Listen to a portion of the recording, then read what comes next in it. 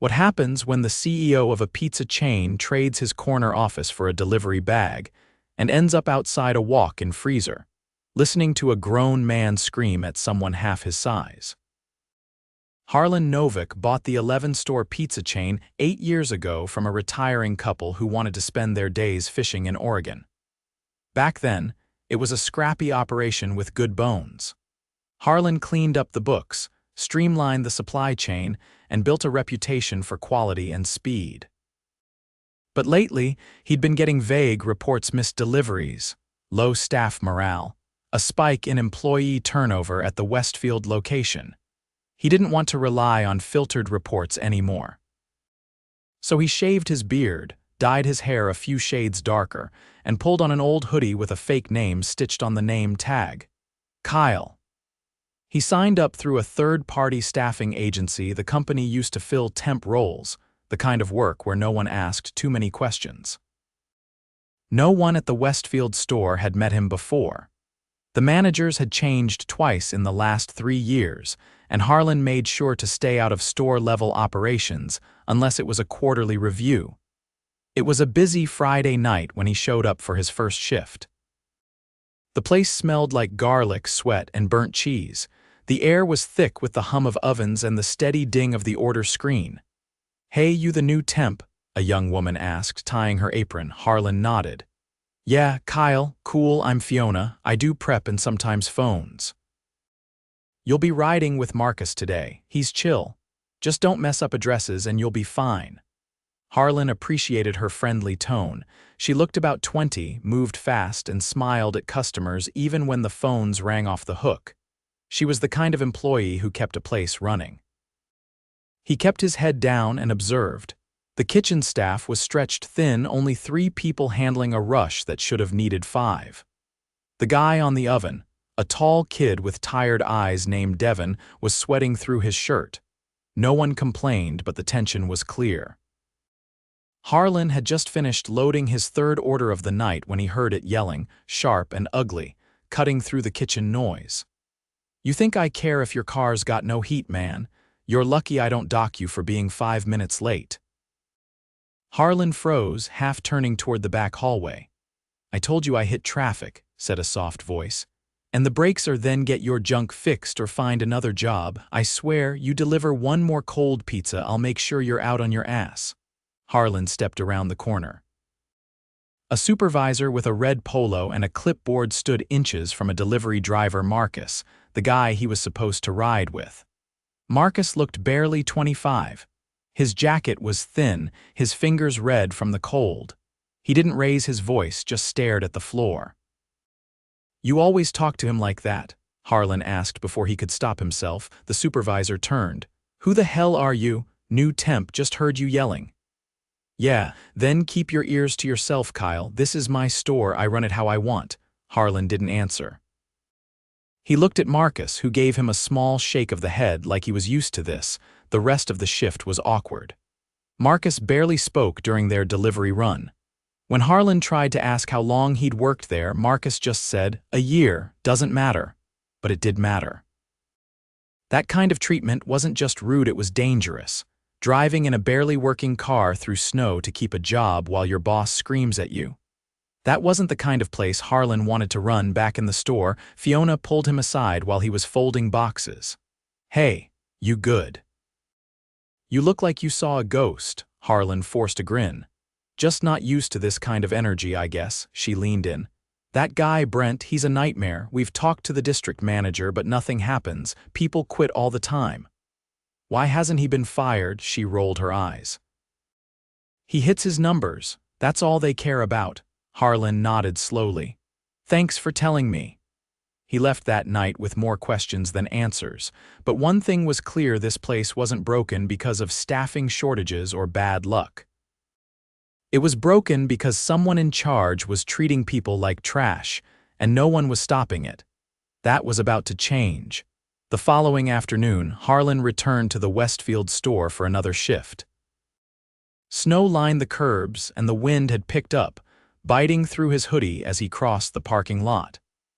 His name tag was still crooked, and his fake backstory that he'd just moved to town and was picking up hours while looking for steady work was still intact. Inside, the store was quieter than the night before, but the tension hadn't eased.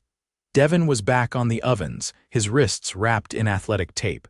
He glanced up, gave a small nod, and went back to sliding pies into boxes with robotic precision.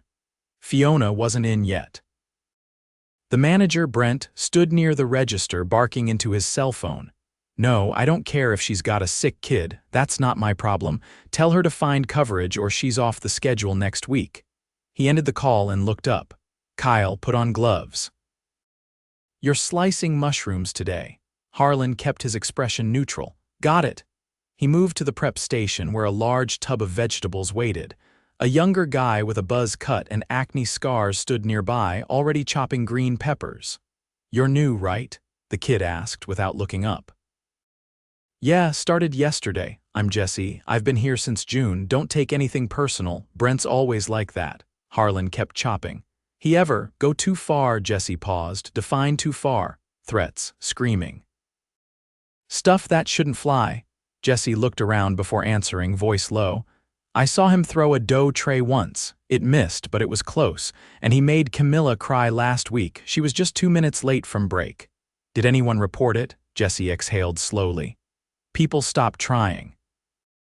"Had a guy quit mid-shift last month, just walked out." The door opened and Fiona entered, shaking snow from her coat. Her smile was absent now, her eyes heavy. Brent snapped his fingers. "You're late." "I was covering phones for Alex at the other store," she said. "He had a family thing."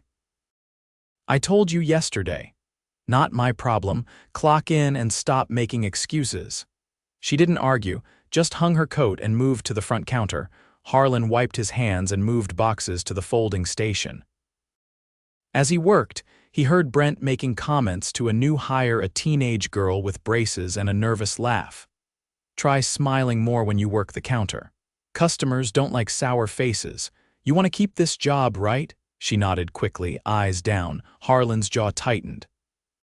He'd seen enough to confirm what he feared. This wasn't one bad night. This was a pattern. Later, Marcus arrived for his shift. He looked even more worn down than before. His left hand had cuts across the knuckles and his shoes were soaked through. "You good?" Harlen asked quietly. "Had to push my car out of a snowbank this morning. Still starts, though." Brent overheard. "If that rust bucket breaks down during a shift, you're paying for the food."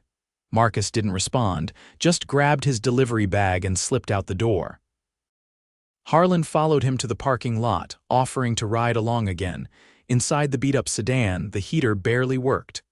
Marcus kept one hand near the vent as he drove. "Why do you stay, man?" Harlen asked. "I've asked myself that," Marcus said. "I've got a kid, 4 years old. I share custody with her mom, can't afford to be out of work right now, still. There are better places." "Maybe. But I've been passed over for jobs before because of my record.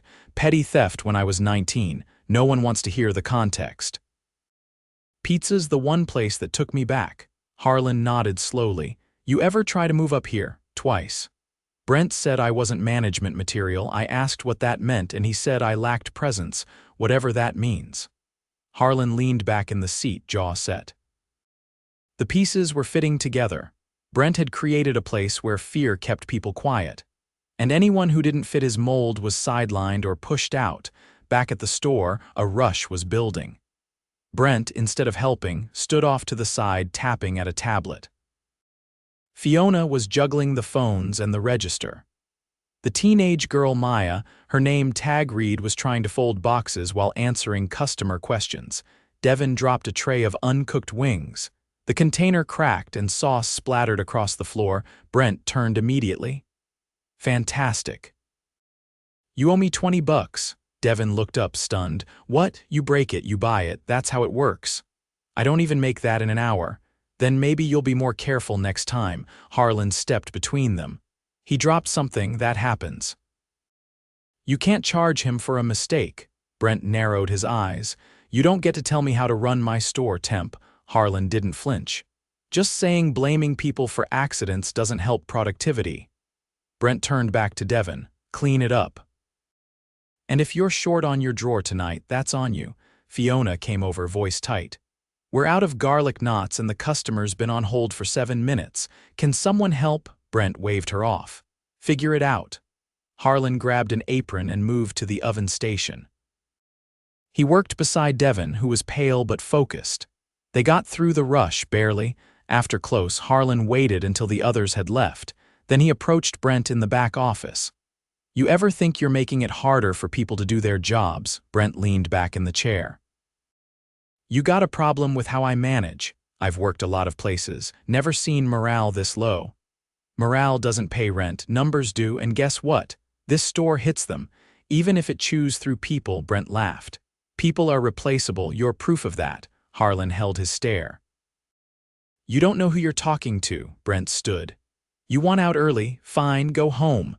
Harlen didn't move. "I'll be back tomorrow." Brent shook his head, muttering under his breath. Outside, Harlen sat in his car for a long moment before calling his assistant. "I need employee files for Westfield, especially Brent, and I want every complaint logged in the last 12 months. You found something? I found the rot. Now I need the roots." He hung up and stared at the store's flickering sign. A storm was coming, and not the kind that showed up on weather maps. Saturday morning brought sleet and a gray sky that pressed low over the strip mall where the Westfield store sat wedged between a nail salon and a payday loan office. Harlen arrived early, parking at the far end of the lot. He stayed in the car and reviewed the documents his assistant had sent overnight. His request for employee complaints had unearthed a pattern: nearly a dozen formal HR entries tied to Brent, each one marked resolved with the same vague language. Manager counseled, no further action needed. Most were from employees who no longer worked there. A few, like Fiona and Marcus, were still on staff. The previous night had shown him enough, but this confirmed something worse. The system wasn't just failing, it was actively protecting the wrong people. Inside, the store was quiet. Devon was already prepping dough, earbuds in. Harlen nodded to him, then made his way to the back cooler to grab supplies. As he passed the office, he heard Brent's voice through the door, low and sharp. "You're not getting a raise because you don't bring in revenue." "I'm not running a charity here." The door creaked open and Maya stepped out, her face flushed. Brent followed her, expression flat. "You want more hours, prove you can handle the rush without freezing up," he said, then turned and walked past Harlen without acknowledgement. Maya stood by the sink, gripping the edge of the counter with both hands. Harlen walked over slowly. "You okay?" She nodded quickly without looking up. He lowered his voice. "You asked for a raise. I've been here 3 months. I thought maybe if I trained on phones too, I could get a bump." "But he just," she shook her head, swallowing hard. "He made it about my confidence. Said I don't have the right energy." Harlen didn't respond. He couldn't not without breaking cover. Instead, he took over folding boxes, giving her space. She eventually joined him, silent but steady. By noon, the weather had worsened. Orders slowed, but the atmosphere stayed brittle. Brent stayed in the office most of the morning, emerging only to bark updates or criticize minor things: someone slicing vegetables too slowly, a delivery bag not zipped all the way. Harlen noticed Fiona arrive, coat soaked through. She moved stiffly, like her muscles had been working since sunrise. "Everything all right?" he asked once she reached the prep table. She nodded, tying her apron. "Just came from the other store." Their opener called out, "You shouldn't have to cover 2 stores. Tell that to Brent. He said if I didn't take the shift, I'd lose mine here." Harlen's pulse kicked up, but he kept his tone steady. "That's not legal." She gave a tired laugh. "Neither is half the stuff that goes on here. But if you push back, you disappear from the schedule." In the afternoon, a call came in from a customer complaining that their order was missing drinks. Brent blamed Marcus, who had delivered it. "You need to check the ticket before you leave, genius." "This is basic stuff," he said, tossing the receipt at Marcus as he returned. Marcus looked at it. "The drinks weren't on the ticket." Brent crossed his arms. "So now it's the system's fault?" "I'm saying I packed what I was given." "Then you're too slow to catch mistakes." Either way, not a good look. Harlen stepped between them. I packed that order. There were no drinks listed. Brent turned to him. You really want to take the fall for this guy? I'm stating a fact. Brent didn't respond. He walked away, muttering something under his breath. That night, a catering order came in 12 pizzas and 6 trays of wings for a retirement party at a nearby real estate office. Brent assigned it to Marcus and Harlen, snapping, "Don't mess this up. We need that tip." As they loaded the car, Harlen noticed Marcus's hands were trembling slightly from the cold. "You sure you're okay to drive?" he asked. Marcus nodded. "I'll be fine." The drive was quiet. When they arrived, the receptionist greeted them warmly and they carried everything in together. The tip was generous, cash in hand. Back in the car, Marcus handed the envelope to Harlen. "Here, you packed most of it." Harlen shook his head. "We split it." Marcus hesitated, then nodded. "Thanks." "Not everyone's like that here." Back at the store, Brent demanded to see the tip. "Company policy says tips on large orders go into the shared pool," he said. Marcus frowned. "That's not posted anywhere. It's implied." Harlen stepped forward. "We delivered it." "We split it." Brent's eyes narrowed. "You don't make policy, temp." "No," Harlen said, voice calm, "but I know theft when I see it." Brent stepped closer. "You want to accuse me of something, say it. Otherwise, shut your mouth and do what you're told." Harlen didn't flinch. "All right." He turned and walked to the office. Brent followed, clearly ready for a confrontation. Inside, Harlen shut the door behind them. "You're done," he said. Brent blinked. "Excuse me?" Harlen pulled off the name tag and hoodie, revealing the collared shirt beneath. "Name's Harlen Novak. I own this company." Brent laughed once, short and disbelieving. "You're joking." "I'm not. And you've just made it a lot easier to decide what happens next." Brent's face turned red. "You can't just waltz in here and pretend. I've watched you intimidate your staff. I've seen you berate them, threaten them, steal from them. I have formal complaints, written statements, and now first-hand evidence. You're terminated, effective immediately." Brent stepped back. "You don't have anyone to replace me. I'd rather run this store short-handed than let you stay another hour." Brent looked like he wanted to argue, but something in Harlen's tone stopped him. "Get your things. You're done." Brent left the office without a word. Harlen stepped out a few minutes later. The crew had fallen silent. Fiona stood near the register, eyes wide. Marcus leaned against the wall near the oven. Maya had stopped mid-fold. Harlen looked around the room. "I'm not Kyle. My name's Harlen Novak. I own this company, and I came here because I got tired of hearing rumors that didn't match our values." No one spoke. "I've seen what you deal with. I've seen what you carry. This store's been surviving in spite of its leadership, not because of it. That ends now." Fiona stepped forward. "Is he really gone?" "Yes." Devin came out from the back. "What happens now?" Harlen looked at each of them. "We start by rebuilding, together." He took a breath. "I'm bringing in an interim manager tomorrow from one of our best-performing stores, someone who respects people. I'll be staying involved until this place feels safe again, for everyone." Marcus spoke up. "And the hours, the threats, none of that. If anyone tries to pressure you, you come to me, directly." Maya looked up. "Is it still okay to ask for a raise?" Harlen smiled. "It's more than okay. We'll review pay across the board." The tension didn't vanish, but it loosened. There were no cheers, no applause, just the quiet relief of people who had been waiting too long to be heard. As the team closed up, Harlen stayed behind, cleaning alongside them.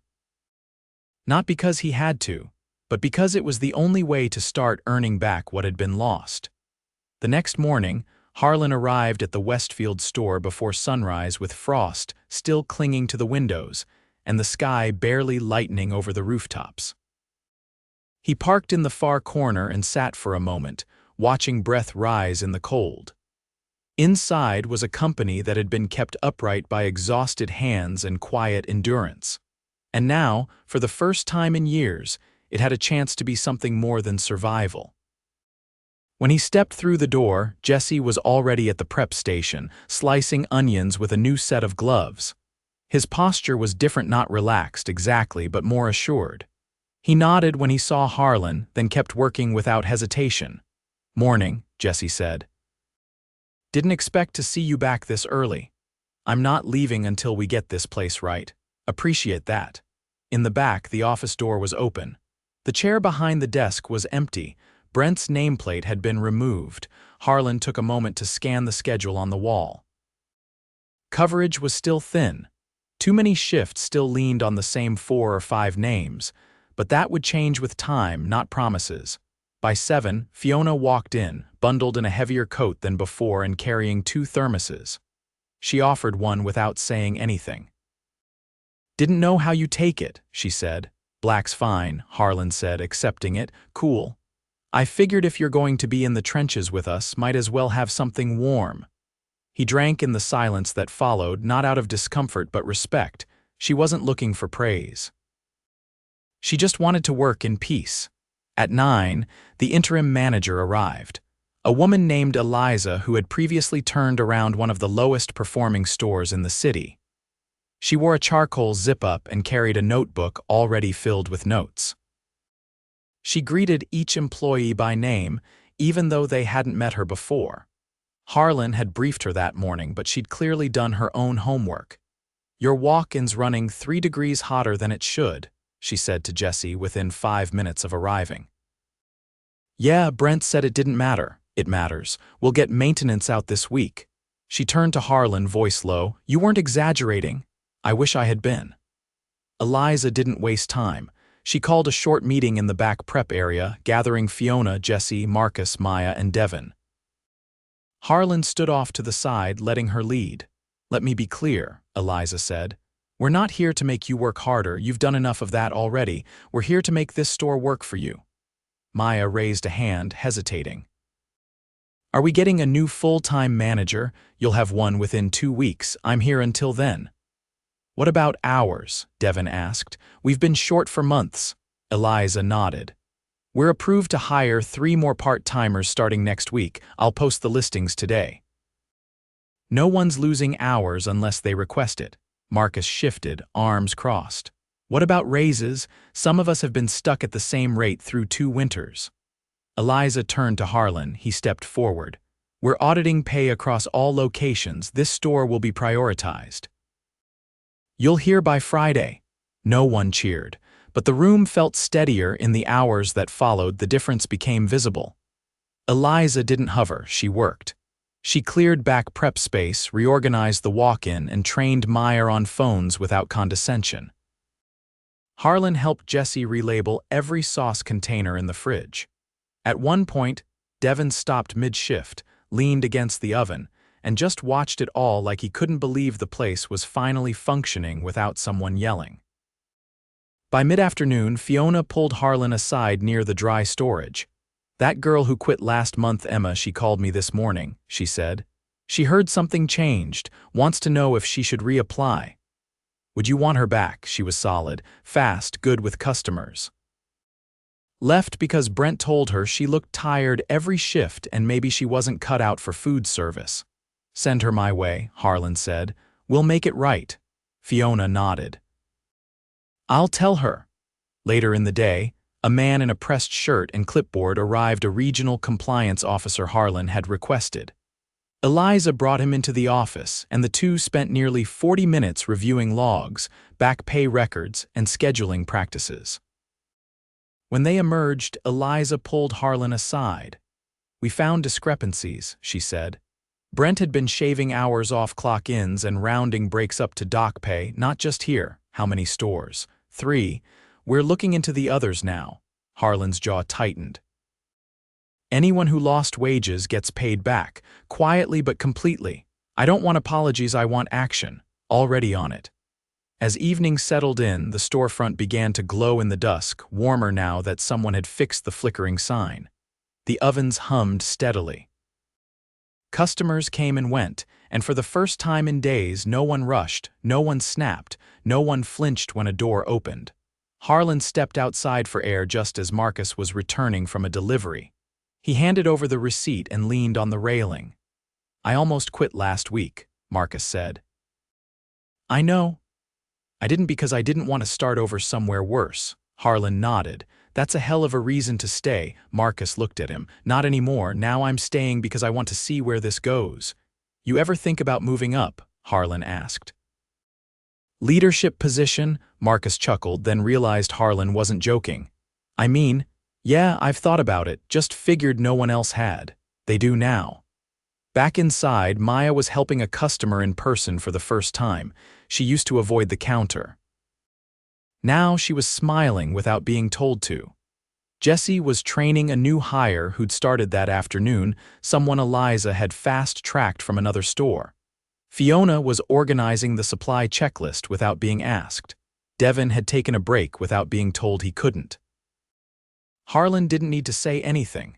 He just stood near the back, watching it unfold.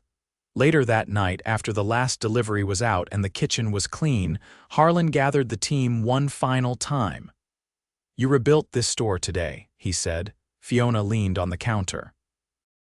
We didn't do anything new, we just weren't afraid to do what we've been doing.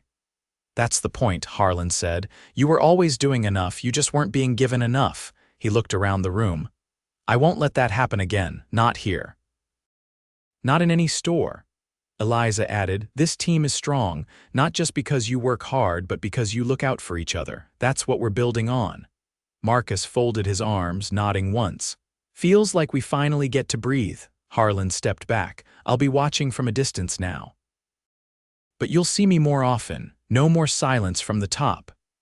As the staff filed out one by one, Harlen stayed in the doorway watching the lights dim. The store wasn't perfect, it wouldn't be for a while, but the rot had been cut. The foundation was solid again. He locked the door behind him, the cold air sharp but clean. And for the first time in weeks, he didn't feel the weight of what was broken, only the work ahead, and the people who'd stood long enough to make it possible.